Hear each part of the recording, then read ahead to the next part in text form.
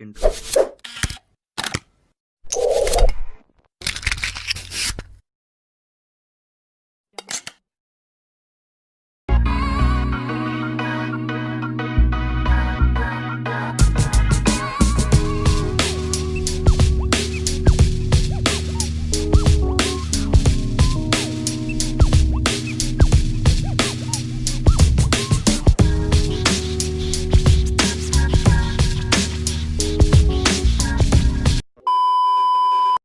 Hello guys, good day. Again, my name is Sir B and I'm here to discuss about our new topic which is all about the structural statics.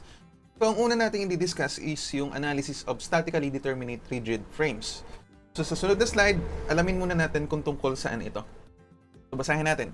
So to analyze a statically rigid frame, we start by finding the reaction component. So dito pa lang makikita nyo na yung first step na kailangan natin gawin. So we need to find first the reaction of each support. Okay? So, reaction components form statical equation for the entire structure. So this done, we are able to determine the shear axial force at any cross-section of the frame. So because of this reaction, malalaman natin yung shearing force, yung axial force, at any cross-section of the frames by taking a free body diagram. Cut through that section and by using the equilibrium equation. So ayan, application lang ito guys ng static of rigid bodies. So I think meron din itong same procedure na ginagawa noon. So by methods of equilibrium, ang ginagawa natin, hinahati-hati natin yung assembly ng structure into separate free body diagram. And yung ruling natin doon, if inassume mo dito sa side na to as pataas, pag nilagay mo doon sa kabila, magiging pababa to make it in equilibrium. So, ganun lang din yung concept dito. So, lang to, parang review lang kung tutuusin. Okay? So, based on the centroidal axis of each member, we can plot the shear, bending moment, and the direct force diagram for the rigid frame. So, ito lang is application nito. So, dito papasok yung structural analysis or structural theory. So, upon getting the values of the reaction, the shearing force, the axial force, the moment, so we can plot the shear and moment diagram. Okay? Para mas maunawaan, subukan natin sa example na ito. Okay guys, so let's start solving using this rigid frame. So basahin natin, analyze the rigid frame and draw the moment diagram for beam and column. Okay guys, so ang first step na kailangan gawin natin dito is i-draw yung free body diagram niya. But since ang space natin is very limited, so ang gagawin ko, dito ko lang i-drawing yung mga forces na kailangan nating i-solve. So the first thing that we need to do is to determine the magnitude of the reactions. So i-assume muna natin kung pasaan yung magiging direction ng mga reaction based on the loading shown in this diagram. Okay, so ang gawin natin, palitan ko lang yung kulay ng marker natin. So ito guys is isinumpuha para at least maliit lang yung drawing or yung mako-consume nating space. So again, we have two support here. So the first one, we have a roller support, and at point A, we have a fixed support. So unahin natin yung roller kasi iisa naman yung kanyang reaction. So again, ang reaction for a roller is a vertical reaction or it is always perpendicular with the surface. So since yung loading natin lahat is pababa, so ito, yung support niya will be upward. So pangalanan natin siya as your RE. Okay lang? And the next, ganun din. So ito, fixed support. So ibig sabihin, tatlo siya. So ang gagawin ko, pataas lang din yung kanyang vertical reaction. So let's name this as my RAY. Y. And for the horizontal, so analyze ko siya as we have here an external applied load of 6 kN which is going to the left. So ito will be going to the right to counteract that to the left force. So let's name this as my RAX. And last will be the moment. So ito, hindi ko rin lang din sure, pero let's just say na dito ako babase kasi merong ang uniform load dito in a triangular shape, and kung mapapansin mo, nandito yung highest point niya. And ito, 9 yung span. So most probably, ganito yung moment na maproproduce ng external load. So para mapigilan yon, sabihin ko na pag ganito yung direction ni moment at point A. O yung reaction dito sa port. Okay, so I think we're done. the reactions. Okay, what will be the next step? So yung sunod na step, as you can see here, meron tayong internal hinge, okay? So itong internal hinge na to, magagamit natin siya para makakuha tayo ng equation or makapagpalabas tayo ng mga unknown na reaction dito sa problem na to. Okay, so ang mangyayari lang, maggagawa ka ng exploratory section dito or hatiin mo siya dito.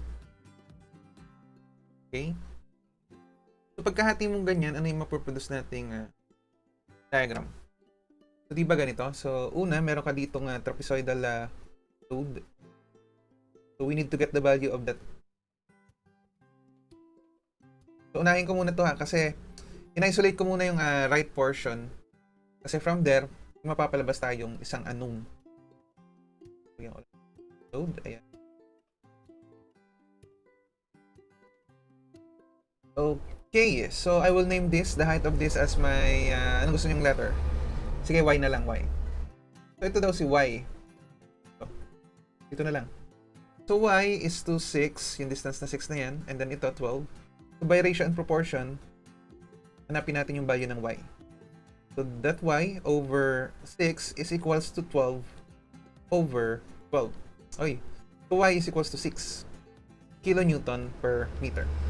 So, ito guys, has a magnitude of 6 kilonewton per meter. And ito, that is 12 kilonewton per meter. Okay? So, i-plot mo lang dito. So, again, dito meron kang reaction E. Reaction E. And then, from this internal hinge, so dito, syempre, kapag internal hinge ka, yung moment at D mo will be equals to 0. So, yun yung property kapag may internal hinge yan. Don't forget. And then, paano bang shear? So, let's just say na yung shear niya is, di ba kapag yung right portion ng consider, pataas, yung kanyang shear and yung kanyang H is pakaliwa. Pakanan, sorry. Okay, so, ayun nga, gawin natin to. So, anong gusto nyo unahin? Magte-take muna tayo ng summation ng moment para makuha natin yung value ng RE. So, gawin natin to. Pangalanan natin as free body diagram number 1. So, when you consider the free body diagram 1, hala, hindi pala kita.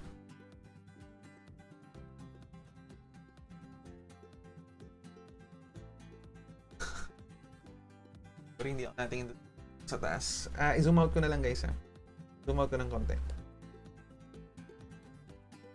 I think mas okay kung sa papel na lang tayo magsusulat. Sa sunod na problem. Or masasanay rin siguro ako dito. Anyway, so by taking considering FBD1, the equation will be, so when we take summation of moment at point D, which is equals to 0, the equation will be, so ano nga yung distance na to? So this distance is equals to 6. So the equation will be 6 RE. And then gawin ko na lang, ano gusto nyo? Hatiin natin sa dalawang triangle. Hatiin natin ng ganyan. Okay, so paitan natin yan. So ito, lagyan lang natin ng marking. So ito yung centroid nung itong triangle na to. Nandito yung para do sa triangle na to. Okay? Then, let's get back to black. Equals to 1/2 of base 6 times 6 multiply by, so 1/3 of 6. And then plus 1/2 of 6 times 12, itong triangle na to, times 2/3 of 6. Okay? So, the value of your RE will be equals to what? So, pinutin natin sa LQ. So, 6 cube, diniretso ko na, divided by 2, divided by 6, then plus 1/2 times 12 squared times 6 divided by 3 divided by 6. Okay, so the value of the reaction there is 30 kilo. Okay, so next, hanapin natin yung kanyang shearing force na V para makuha yon. So that will be just take summation of forces vertical. Ano? So when we take summation of forces ng vertical or Y equals to 0, assuming that upward direction is positive, so shear, yung V, will be equals to yung area lang nito, or 1/2 of 6 times 6 plus 1/2 of 12 times 6. Okay, so huwag malilito ha. Ito ay ano lang, SRB lang. So, inaano na natin yung solution. Minamadali na natin. So, minus yung RE mo na 30 kilonewton. Or that shearing force B will be equals to 6 squared divided 2 plus 6 times 12 by 2 minus 30. Okay, so the answer of this V is 24 kilonewton. Okay, and then this actual force H. So kung mapapansin nyo naman dito sa ating FBD1, when you take summation of forces horizontal equals to 0, H will be equals to 0. Kasi wala ka namang horizontal force na nag-a-act dito sa ating body. Okay? Understood? Sige. Okay guys, so next step, i-plot naman natin yung kabilang side or yung left portion ng ginawa nating section. So this time, itong part naman na to. Okay? Itong side na to. Okay, so habang pinaplot ko muna siya, nasik muna kayo.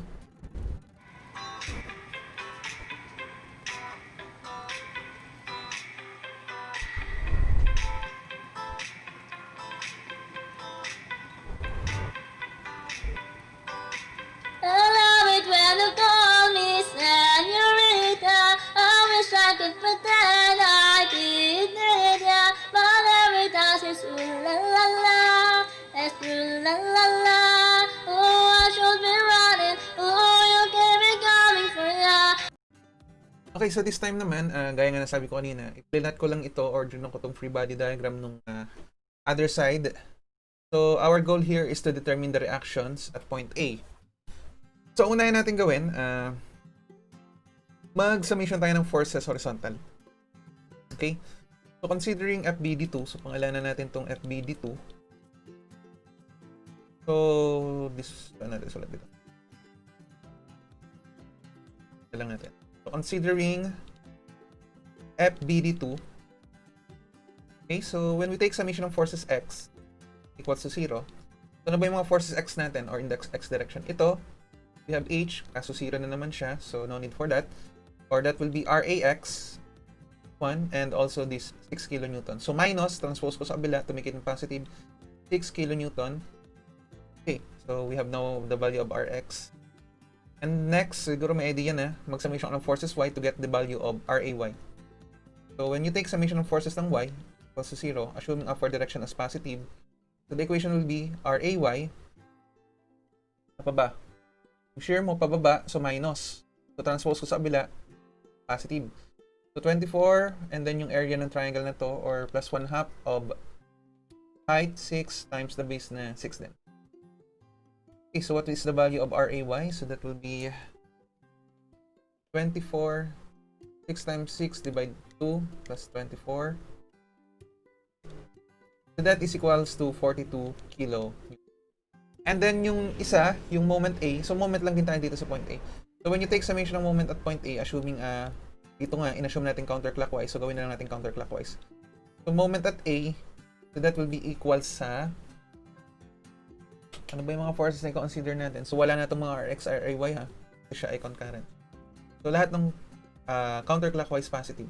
So ito, 6, positive, 2, ano pa ba? Itong 24, so magiging clockwise, so minus 24 times 3. Pa ba? Ay, ito. Hirap pala talaga nitong theory.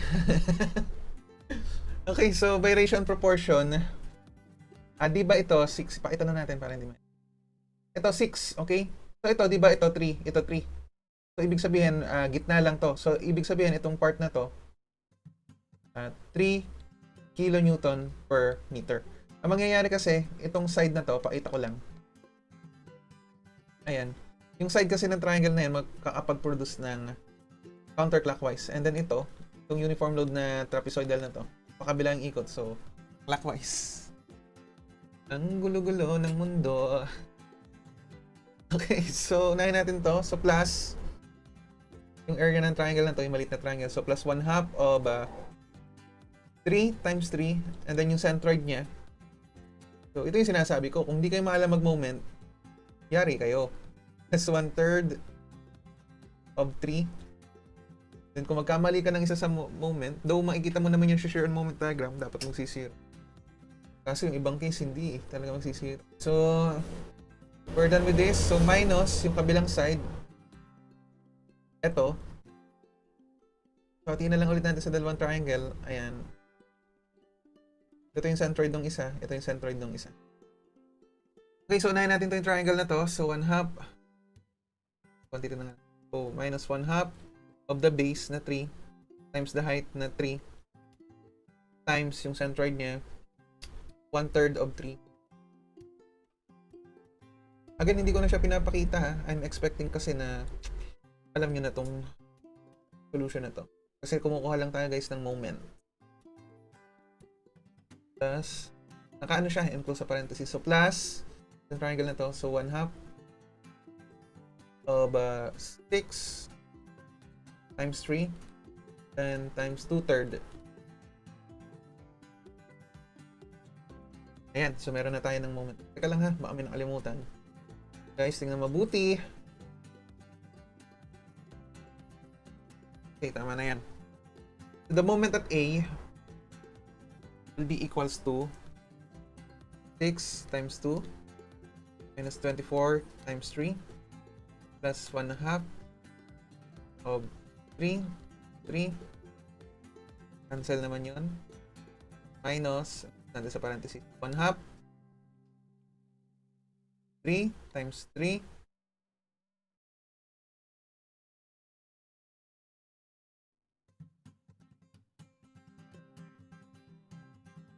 Plus 1/2 times 6 times 3 times 2 divide 3 times 3.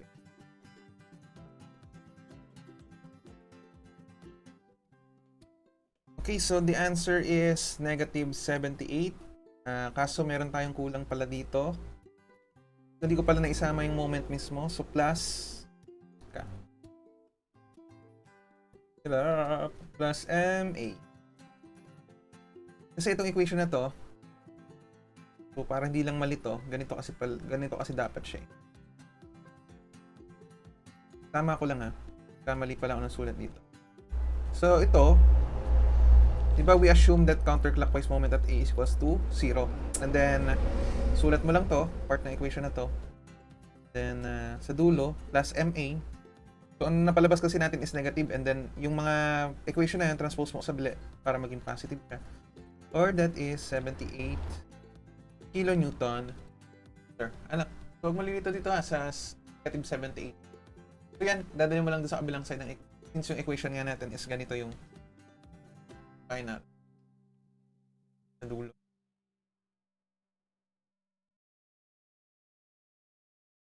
Ayan. Okay, so what will be the next step? Okay guys, so ang sunod nga kasing mangyayari dito is yung hatiin nga natin siya ngayon dito. Gagawa tayo ng free body diagram, isolate natin to, itong portion na to, itong portion na to, and itong column na to.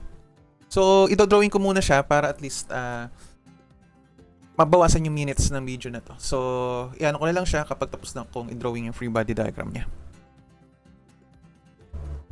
Okay, so natapos na ako mag-plot ng panibagong mga free body diagram. This time doon ko siya sa joint C. Okay, ano? So, I will name this as my free body diagram. PD1.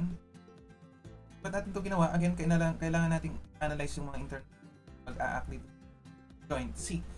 And with that, malalaman natin if tama ba yung mga nakuha nating reaction dito sa mga support na to. Okay, so paano ba yung gagawin? Pakita ko. Paano? And kakailangan din kasi natin yan kapag drawing natin yung moment diagram dito. Okay, so ang gawin lang ulit natin, consider natin yung internal forces. So again, kapag yung left side ang kino-consider, diba kapag left side, ang shear mo always downward. So sabihin natin to na C. Shear at C, tapos yung sub L para left. Consider left siya. And kanyang horizontal, o H, sa kaliwa, noted by HL. Since wala rin naman value at value to wala. And then yung moment niya, in this direction, counterclockwise. Moment ng CL. Okay? And then itong right side, so ang shear niya will be upward. As shear of C sub R, horizontal is papunta sa kanan. Wait, wala din namang horizontal. So that will be H C sub R, and yung moment will be clockwise. Moment of, okay? And para dito guys sa portion ng column natin, itong vertical member na to, yung column poste, the direction will be based from the given loads. Ano? So, eto, di ba may pataas kang force, therefore, yung shear mo dito, so pangalanan natin siya as shear C, downward. And then, kanyang horizontal, so ito pakanan, pakaliwa. So, kahit saan naman siya, horizontal at C, kaso magiging value niya is 6 minus. And then yung moment mo, di ba ito is counter clockwise. So malamang-lamang clockwise ito. Anyway, wala namang magiging mali dyan sa part na to. Kasi, i-check rin naman natin siya. Dapat kasi kapag pinagsama-sama mo itong mga forces na magiging equilibrium or zero. So hanapin muna natin yung mga value nito. So unahin natin yung free body diagram 1. Okay, so dito ko lang sulat. Considering FBD1, bubura.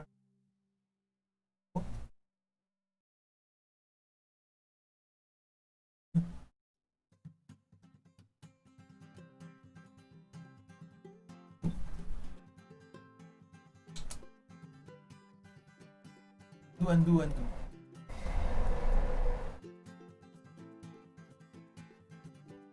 Ba't kaya nabubura dito?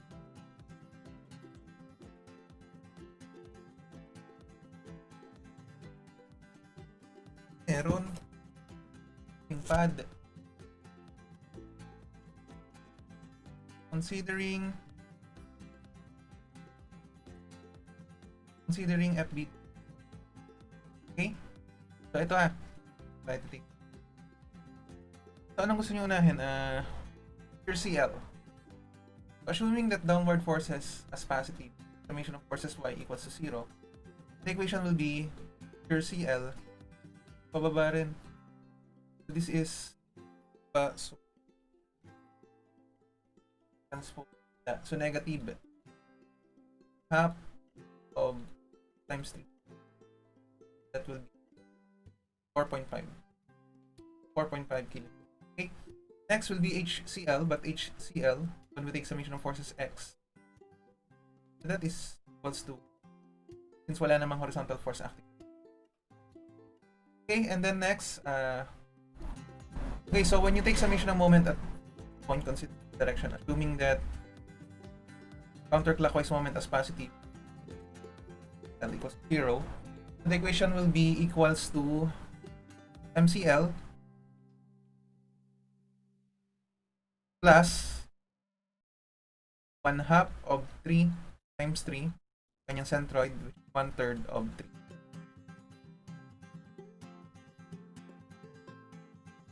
Moment mo sa left side equals to L third na to negative 4.5 kilo. Mental na lang natin. Give 4.5 kilonewton meter. Okay, next, considering now the free body diagram 2. Considering FBD2. Ito na lang ulit. Unahin natin yung summation of forces y to get the value of CR, the shear at C, right portion. For direction as positive equals to 0. And we have PCR, so plus 30. Then minus, also natin, transpose natin sa isang. Patiin na lang ulit natin sa dalawang triangle. Ito muna. 1/2 of 3 times 9 plus itong triangle na to. 1/2 of 12 multiplied by 9. So the value of your PCR is equal to 3 plus 12 times 9 by 2 minus 30. Okay, so the answer is 37.5. And next, ito yung horizontal. Wala rin naman. Walang force na horizontal. So, take summation of forces H. CR is... And yung moment CR mo, you take summation of moment at CR dito sa point na to. M CR. Moment CR is equals to... Pala, so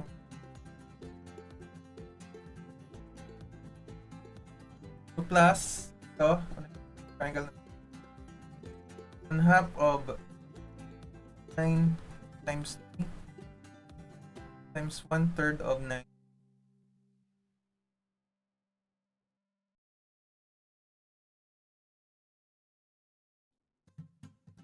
Okay. Plus half of 12 times 2/3 of 9. Galing ito.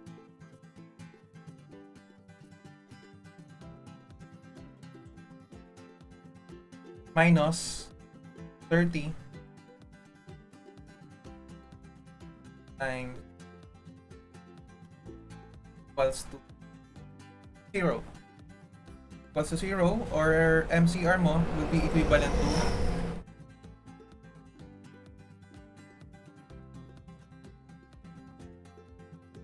natin 30 times minus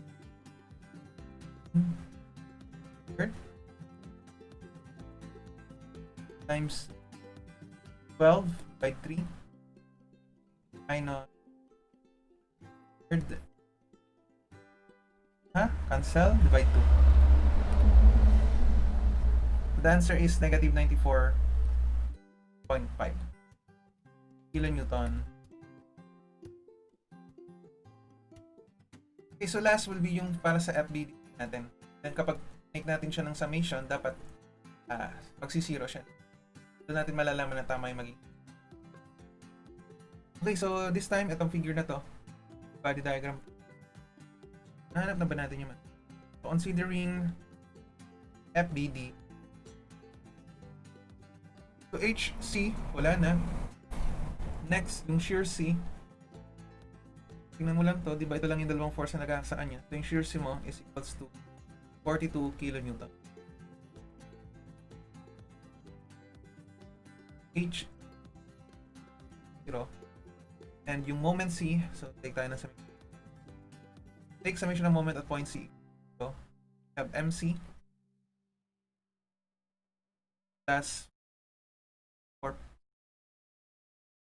6 kilonewton by 2, and then minus ito 78, 42 naman concurrent, no need, and then minus 6 times 4. What is the value of MC?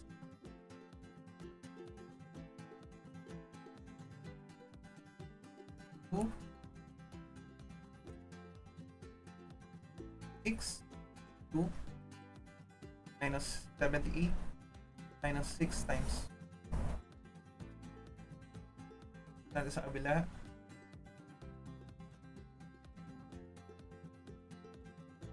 That is 90.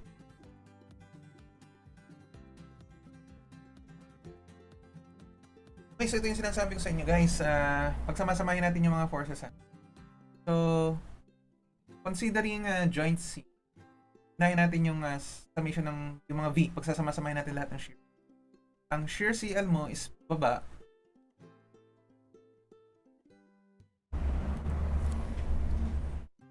Assume natin upward as positive. Ang forces vertical equals to 0. Join C. So, ang pababa, di ba shear CL mo, ano yung value na so, negative 4.5. Anong in-assume natin? Negative 4.5. Kaso negative, pataas. 4.5. And shear CR, so 37.5, pataas din. Plus 37.5. Then, shear C, pababa dito. Minus 42 equals to 0. Dapat 0 to na. So pag-anda din nyo natin 5. Ayun, so 0 in equilibrium, balance based on this internal forces at joint C. Di ba yung una, ito ang kinonsider natin itong part na to. Sunod ito. Sunod itong nasa baba. So kapag sama-sama mo yung mga makukuha mo dyan on each side, dapat ang kakalabasan niya is ano? Yung X, summation of forces horizontal, wala naman kasi zero lahat yung value. Yung moment naman. Ito dito. The moment. Summation lang tayo ng moment at C. So take summation ng moment to C equals to 0. Pag samasamahin lang natin, ano ba yung in-assume natin? FBD1 MCL, in-assume ko siya as counterclockwise, kaso negative, so clockwise natin clockwise. Negative nga dito, assume ko dito negative, counterclockwise, so dapat clockwise siya.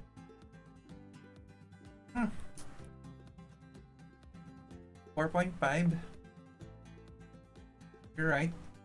So clockwise siya, kaso negative, counterclockwise, minus 94.5. So C, clockwise, tama, plus 90. Ayun, so pareho din nag-C. Okay, so ibig sabihin yan guys, tama yung mga nakuha natin kaninang reaction. Nung pinagsama-sama ko siya. FB 0 at portion sa FBD. Okay, so this time, last step, i-plot na natin yung shear and moment diagram. Paano ba siya? Okay guys, so ang ginawa ko, drawing ko na yung kanyang magiging shear and moment diagram para mabilis lang tayo. So based on the values that we computed earlier, so ganito po yung magiging itsura niya. So simulan natin dito sa portion na to, dun sa CB section, okay? So ganito yung magiging itsura niya. Okay, so from the values that we obtained earlier, ito yung magiging itsura ng kanyang shear and moment diagram. So coming from this point, so 0 shear tayo, di ba? And you have a uniform load with a 1 degree curve. So area lang po nito, therefore magiging negative 4.5 kilonewton siya. Okay? And then here, at shear at CL or the left portion, sabi niya negative 4.5. So ibig sabihin pataas to. So coming from negative 4.5 plus 4.5, 0. Okay? And then for the moment diagram, ganun din. So ang gagawin mo lang, just take the area of this. So di ba 1 over n plus 1 lang yun. Cancel lang naman yung 3, or ang magiging answer mo is negative 4.5 kilonewton meter din. And then from that, so sabi nga dito, ang moment mo is negative 4.5, ibig sabihin clockwise siya, or positive yung value ng moment. So negative 4.5 plus 4.5 will be 0. Okay, so punta naman tayo dito sa sunod. So kita ba dyan sa screen? So zoom out ko lang ng isa. So yung next problem natin, ang gawin ko siguro guys, sa papel na lang natin siya isulat para at least mas madali.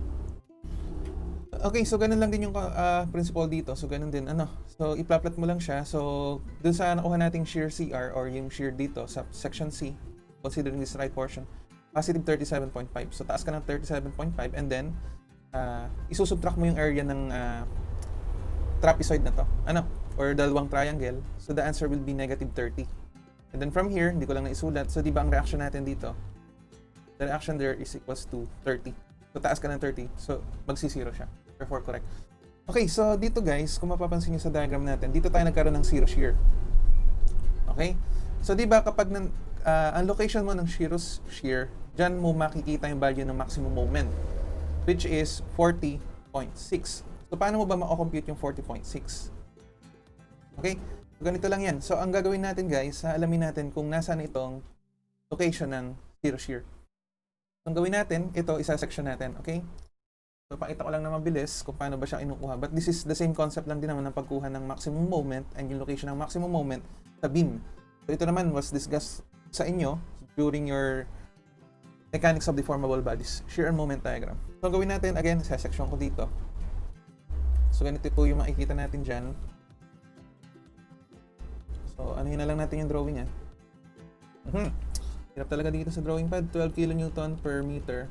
And then let's just say na ito ay pangalanan ko as Y. And this is my X. Okay? So again dito, andito yung 30 kN natin. Again, kapag ito ang kinonsider mo, yung right side, ang mangyayari, the shear is upward and then moment is clockwise. Okay? So again, do sa rule natin, ang shear mo, when you consider the shear, yung zero shear, nandyan yung location ng maximum moment. So equals lang sa 30, and then since ito'y pababa, so minus area nito. So ano na lang yung h over 2 times a plus b. Kaso pala, itong y, kailangan natin siyang i-relate in terms of x. So by similar triangle. Ano? So mangyayari dyan, ito ay magiging so ito is magiging 12 minus y. Okay? So 12 minus y over x is equals to 12 over, so lang yung total span ng ano natin? Ng figure na to. Ito ba sa figure? So that is 12, okay? So ito is magiging 12, or the value of your y will be equals to, I suppose, equals to 12 minus x, okay? So, ayan, magiging ano lang tayo. So, x over 2 multiply by 12 minus x plus 12. Okay, so the answer for x will be equals to, so gamitin na lang natin ng scientific calculator. So, 30 minus x divide 2 times 12 minus x plus 12.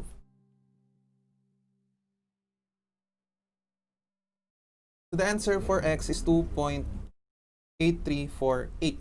So, ibig sabihin, yung distance na to, 2.8348. And then, para makuha natin yung 40.6, so ganun lang, moment ka dito. So, considering that moment, so, take summation of moment, that point. So, ano magiging equation natin? So, 30 times x, and then, minus, so, hatiin na lang natin to rectangle and triangle. So, yung rectangle muna. So, minus 12 minus x times x. Wala kita dito. Ulit ko lang yung equation na. 12 minus x times x. And then multiply by x over 2. Kasi kalahati nitong anong to. X over 2. And then minus, yung triangle naman. So 1 half. 1 half of 12. Y height. 12 minus y.